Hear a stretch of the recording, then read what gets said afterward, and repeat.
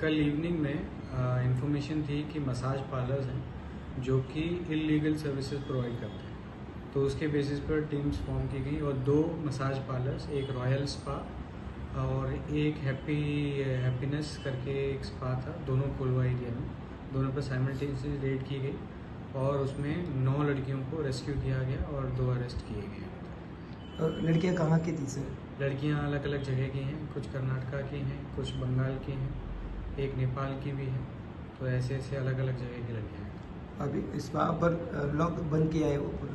वो अभी legal action किया जाएगा, डॉक्यूमेंट्स वेरीफाई करके, बाकी जो भी चीज़ें हैं उसके ऊपर फर्दर लीगल एक्शन लिया जाएगा। किनके ऊपर एफआईआर किया है? एफआईआर जो चला रहे हैं मसाज पार्लर, जो उन्होंने लीज पे लिया हुआ है, उनके ऊपर एफआईआर। लीज पे था वो? Thank you. वो चलाने वाले गोवन है या बाहर है? एक केस दोनों बाहर के हैं। दोनों बाहर के।